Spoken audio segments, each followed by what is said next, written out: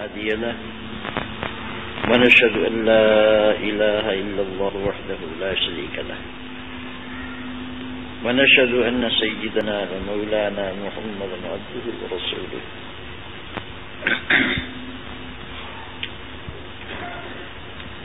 صلى الله تعالى عليه وعلى آله وأصحابه وبارك وسلم تسليما كثيرا كثيرا. أما بعد فقد أخرج الشافعي والبيهقي عن مالك عن عمه أبي سهيل بن مالك عن أبيه أنه سمع عثمان بن عفان رضي الله تعالى عنه يقول في خطبته: لا تكلف الصغير الكسب فإنه متى كلفتموه لكسب سرق، ولا تكلف الأمة غير ذات الصنعة الكسب فإنكم إن كلفتموه الكسب كسبت بفرجها. عفوا إذا عفكم الله وعليكم المطاوم ما طاب منه.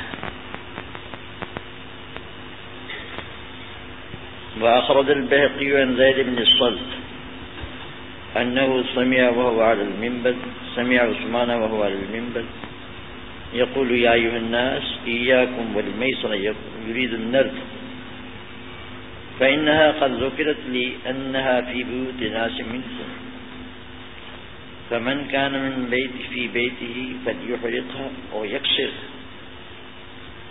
وقال عثمان مرة أخرى وهو على المنبر: يا أيها الناس إني قد كلمتكم في هذا النرد ولم أراكم قد أخرجتموها، فلقد هممت أن آمر بحزم الحطب ثم أرسل إلى بيوت الذين هم في بيوتهم فأحرقها عليه.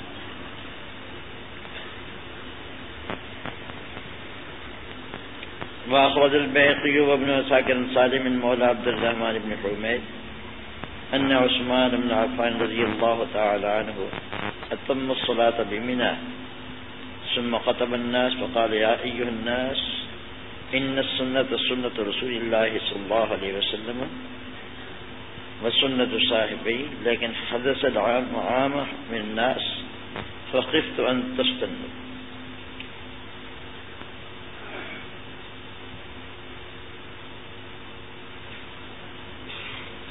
امام مالک رحمہ اللہ تعالی نے چچا ابو سہیل بن مالک سے اور وہ اپنے والد سے روایت کرتے ہیں کہ انہوں نے حضرت عثمان ابن عفان رضی اللہ تعالی عنہ کو سنا کہ آپ اپنے خطبے میں فرما رہے تھے: چھوٹے بچے کو کمانے پر نہ لگاؤ، کیونکہ جب تم اس پر مجبور کرو گے، کمانے پر مجبور کرو گے تو وہ چوری کرے گا.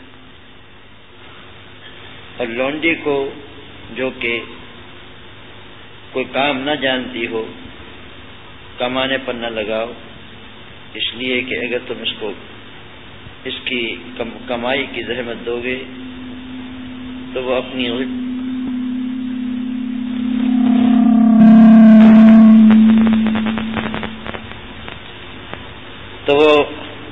اپنی بدن فروشی کے ساتھ کسب کرے گی. جب اللہ تعالیٰ نے تم کو عفت عطا فرمائی ہے تو عفت اختیار کرو، اور کھانوں میں سے ان کھانوں کو لازم پکڑو جو پاکیزہ اور پاک. امام بیہقی رحمہ اللہ تعالیٰ نے حضرت زید بن صلت سے روایت کی ہے کہ انہوں نے حضرت عثمان رضی اللہ تعالی عنہ کو ممبر پر خطبہ دیتے ہوئے سنا. اس میں فرمایا کہ لوگوں، یہ جوئے کی چیز یعنی نرد، اس سے بچو. مجھ سے اس کا تذکرہ کیا گیا ہے کہ یہ کچھ لوگوں کے گھروں میں ہے، جس کے گھر میں ہے اس کو جلا دے یا توڑ دے. دوسری مرتبہ خطبہ دیا تو ارشاد فرمایا کہ لوگوں، میں نے اس نردوں کے بارے میں تم سے گفتگو کی تھی اور میں نے نہیں دیکھا کہ تم نے ان کو نکالا ہو. اب میں نے ارادہ کیا ہے کہ لکڑی کے گٹھے تیار کرنے کا حکم دوں پھر میں ان لوگوں کی گھروں کی طرف بھیجوں جن کے گھروں میں یہ چیزیں ہیں، ان کو، ان کے گھروں کو ان پر جلا دوں۔ امام بیہقی اور ابن عساکر نے سالم مولا عبد الرحمن ابن حمیس سے روایت کی ہے کہ حضرت عثمان رضی اللہ تعالیٰ عنہ نے مینا میں پوری نماز پڑھی، پھر لوگوں کو خطبہ دیا، اس میں فرمایا کہ لوگوں، سنت تو رسول اللہ صلی اللہ علیہ وسلم کی سنت ہے اور آپ کے صاحبین کی سنت ہے، لیکن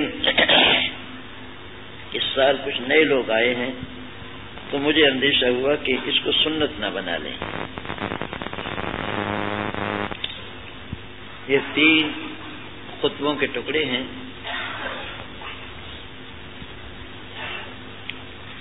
پہلے خطبے میں ارشاد فرمایا کہ چھوٹے بچوں کو کام پر نہ لگایا گیا، کیوں چھوٹے بچوں کو کام پر لگاؤ گے تو بیچارے کما تو سکیں گے نہیں، اب تم نے ان کے ذمے پابندی لگا دی ہے کہ کما کر لائیں تو وہ چوری کریں گے، چوری کر کے لائیں گے۔ اس طرح باندیاں جو پہلے زمانے میں ہوتی تھیں ان کے بارے میں فرمایا کہ ان میں سے جو کوئی صنعت نہیں جانتی ان کو بھی کام پر نہ لگایا کرو، کیونکہ جب ان کو کام پر لگاؤ گے تو بدن فروشی کر کے کمائی کر کے لائیں گے، اور ظاہر ہے کہ چوری کا مال یا بدن فروشی کے ذریعے سے حاصل شدہ مال تمہارے گھر میں آئے گا تو وہ تمہارے لیے حلال نہیں ہوگا۔ جب اللہ تعالی نے تم کو ان چیزوں سے بے نیاز کر دیا ہے تو تم خود بھی عفت اختیار کرو۔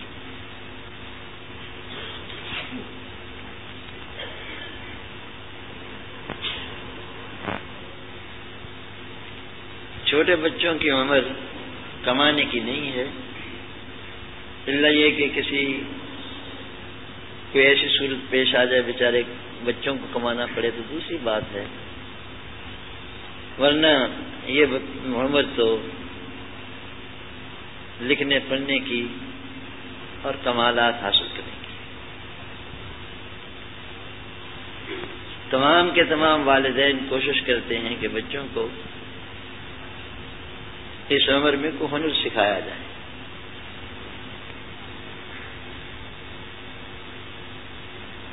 تعلیمی یافتہ لوگ یا جن کی ذہن میں دین اس کی تعلیم کی اہمیت ہے وہ بچوں کو تعلیم میں ڈالتے ہیں، جو دیندار لوگ ہیں وہ بچوں کو دین کے حاصل کرنے میں لگاتے ہیں کہ اس زمانے میں سیکھا ہوا کام دیتا ہے، اور جو بیچارے ان دونوں چیزوں سے محروم ہیں وہ بھی ان کو کوئی نہ کوئی کسب، کوئی پیشہ سکھانا چاہتے ہیں۔ یہ تمہیں جو بچے کام کرتے ہوئے نظر آتے ہیں، کوئی سائیکلوں کی دکان پر، کوئی کسی جگہ پر، کوئی کسی جگہ پر، یہ حقیقت میں ایسے بچے ہیں کہ ان کے والدین نے ان کو اپنے خیال میں یہ کام سیکھنے کے لیے لگا دیا ہے۔ تھوڑا بہت پیسے بھی ملتے ہوں گے، لیکن ظاہر ہے کہ ایسے بچوں کے اخلاق تباہ و برباد ہو جاتے ہیں، یقیناً وہ چوری بھی کرتے ہوں گے۔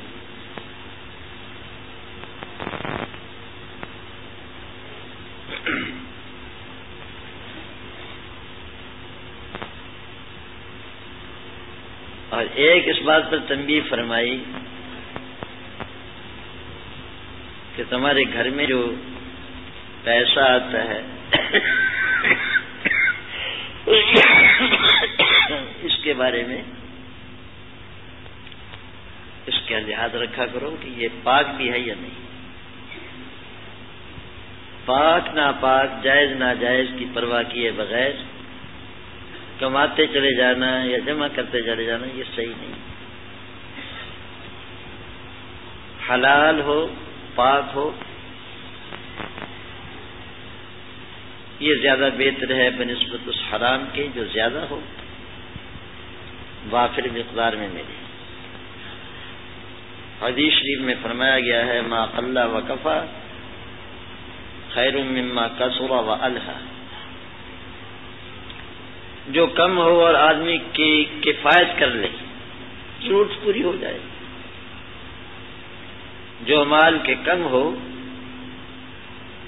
اور آدمی کی کفایت کرے یعنی ضرورت پوری ہو جائے، وہ بہتر ہے اس مال سے جو زیادہ ہو اور آدمی کو غافل کر دے۔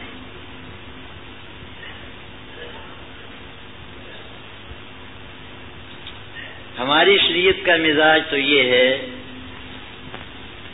کہ زیادہ مال حلال کے طریقے سے ہو اس سے بھی بچا جائے، زیادہ سمیٹنے کی کوشش نہ کی جائے، اس لیے کہ مال کی بہت سی آفتیں ہیں، بہت سی آفتیں ہیں، دین کے اعتبار سے بھی دنیا کے اعتبار سے۔ بقدر کفایت مال بس یہ تو مستحسن ہے، اور جو کفایت سے زیادہ ہو، فالتو ہو، وہ ہر ایک کے لیے نیند ہو جاؤ۔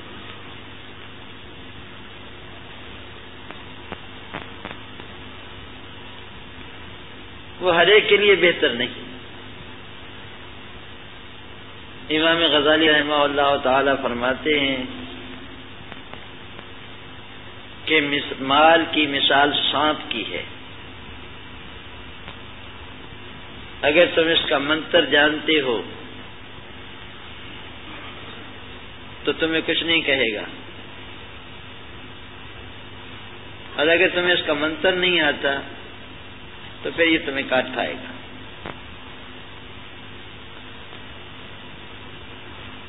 یہ وہ پہلو ہے مال کا جو اس وقت قریب قریب لوگوں کی نظر سے غائب ہو گیا ہے۔ یہ تو میں گفتگو کر رہا ہوں حلال کے بارے میں۔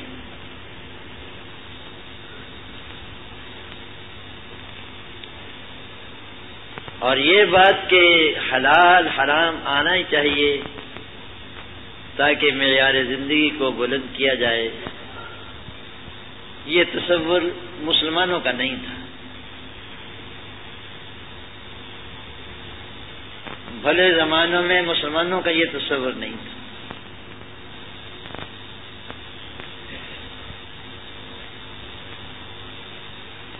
قبلہ حاجات مسلمانوں نے مال کو نہیں بنایا تھا، اور کعبہ مقصود اس کو قرار نہیں دیا تھا۔ یہ تو ایک ضرورت کی چیز تھی۔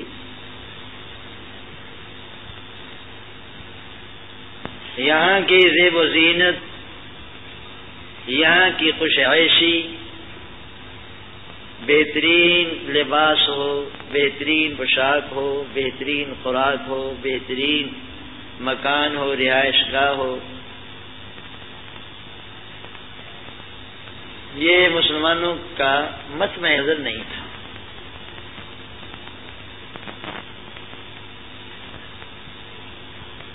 لیکن اب یہ چیزیں اصل مقصد بن گئی،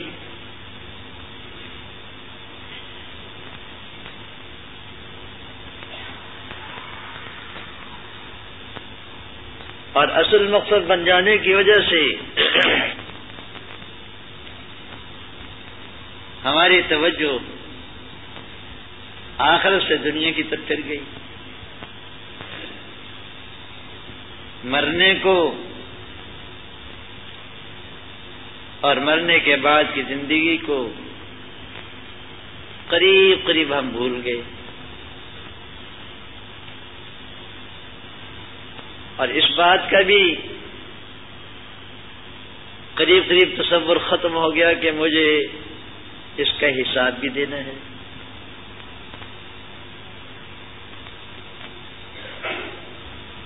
مال کو کماتے ہوئے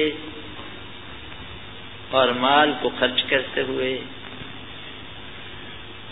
اس کا تصور نہیں رہا کہ مجھے اس کا حساب بھی دینا ہے، مجھ سے اس کی مسئولیت بھی ہوگی۔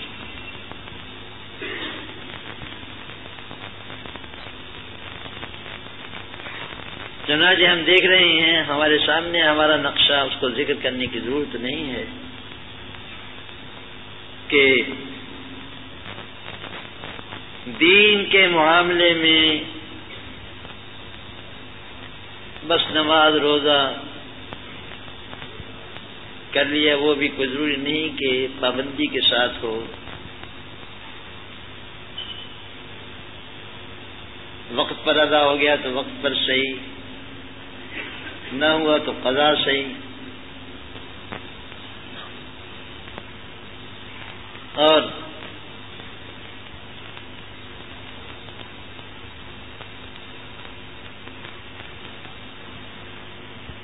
جماعت کے ساتھ ہوا تو جماعت کے ساتھ صحیح، جماعت نہیں ملی تو گھر پر ہی صحیح۔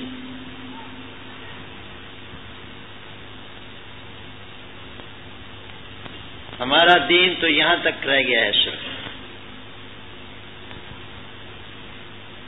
کتنے ہمارے ذمہ فرائض ہیں،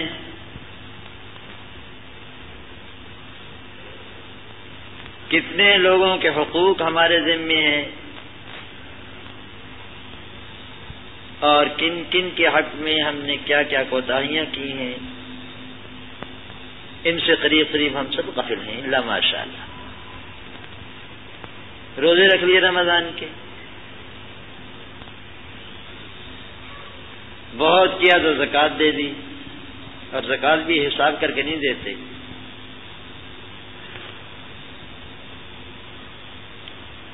آخری عمر میں جب کہ زندگی کے تمام مراحل طے ہو گئے تو پھر ہم حج کے لیے جاتے ہیں بڈھے ہو کر۔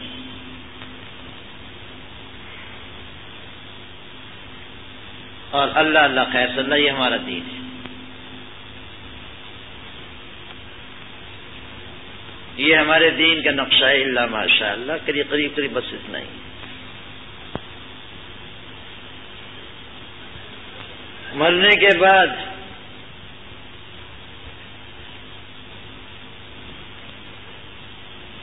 تیجے کے قل کر لیے،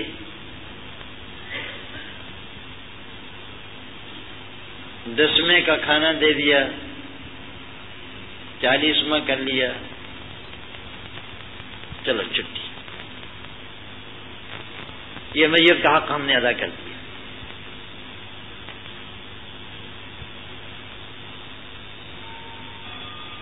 آپ اور ہم سب کو سوچنا چاہیے کہ کیا آخرت کے مسافر کے لیے یہ زیبا ہے؟ کیا ہمیں ایسا ہی کرنا چاہیے؟ میرا بھائی،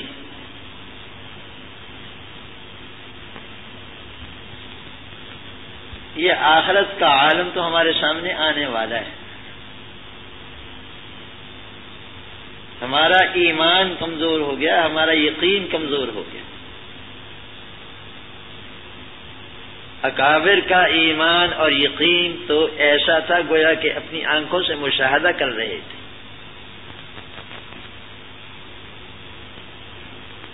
اب ہمارا ڈھیلا ہوتا ہوتا یہاں تک پہنچ گیا جس کو قرآن کریم نے کہا ہے کہ ان نظن الا ظن وما نحن بمستيقنين، ہم بھی کچھ خیال سا تو رکھتے ہیں، باقی یقین وقین ہمیں نہیں۔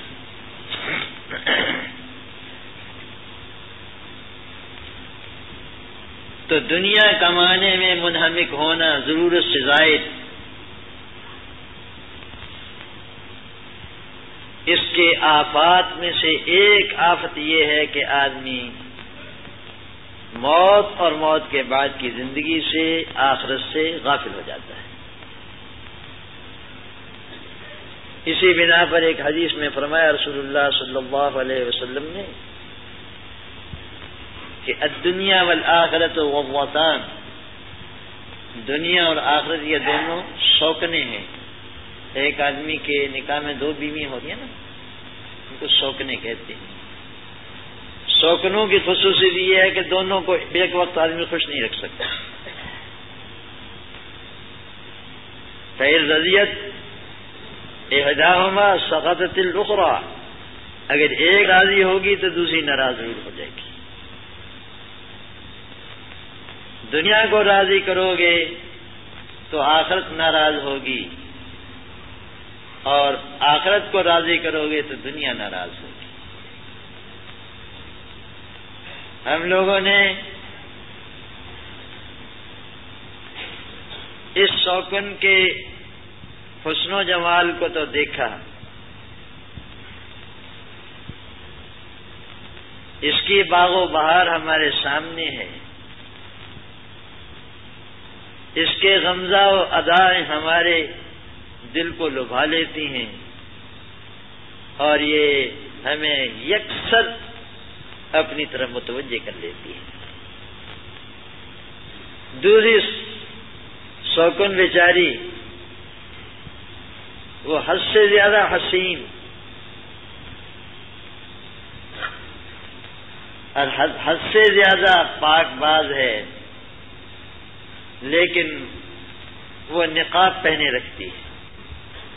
ہماری نظر ہی اس پر جاتی کبھی اس کا چہرہ نہیں دیکھا.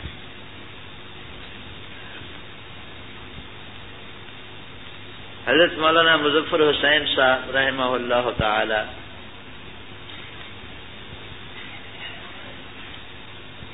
یہ حضرت مولانا الیاس صاحب رحمۃ اللہ علیہ کے نانا ہیں.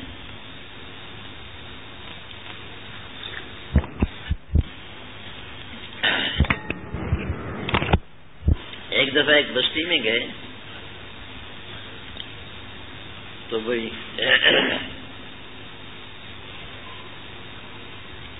وہاں دیکھا کہ چوہوں نے کھود کر بلیں کھود کر کے ڈھیر لگائے ہوئے مٹی کے. مسجد کے سامنے بال لگائی ہوئی ہے، دروازے کے سامنے.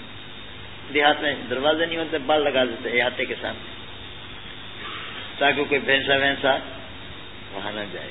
وہ لطیفہ مشہور ہے نا کہ بھینسا چلا گیا تھا مسجد میں، تو وہاں کے مولوی صاحب نے کہا کہ تمہارا بھینسا چلا گیا. کہنے لگا جی بے عقل ہے، کبھی ہمیں بھی آتے ہوئے دیکھا ہے آپ نے. حیوان ہے، اب اس کو کیا کہیں.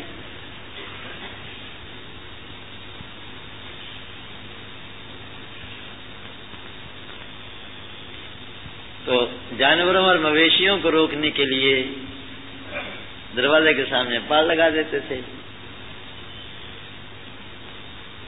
حضرت مولانا وہاں تشریف لے گئے، مسجد کی یہ حالت دیکھی تو وہ چھاپے واپے اٹھوائے، وہاں سے مسجد کو خود اپنے ہاتھ سے صاف کیا، اذان دی. حضرت مولانا کو دیکھ کر 2-4 آدمی جمع ہو گئے. ان سے فرمایا کہ بھائی یہ مسجد ہے، اس کو کبھی آباد کر لیا کرو، نماز پڑھ لیا کرو. کہا جی کہ یہ قریب میں ایک خان صاحب رہتے ہیں جو یہاں کے رئیس ہیں، ان کو اگر آپ کہیں تو یہ مسجد آباد ہو سکتی ہے. حضرت مولانا ان کے پاس تشریف لے گئے اور فرمایا بھائی خان صاحب یہ مسجد تمہارے قریب میں ہے، اس کو آباد کر لیا کرو. وہ اس زمانے میں تو رواج ہے داڑھی منڈوانے کا، اس زمانے میں رواج تھا داڑھی چڑھانے کا. چھوٹی عمر کا اپنے آپ کو ثابت کرنے کے لیے داڑھی اس طرح رسی کے ساتھ چڑھا لیتے تھے.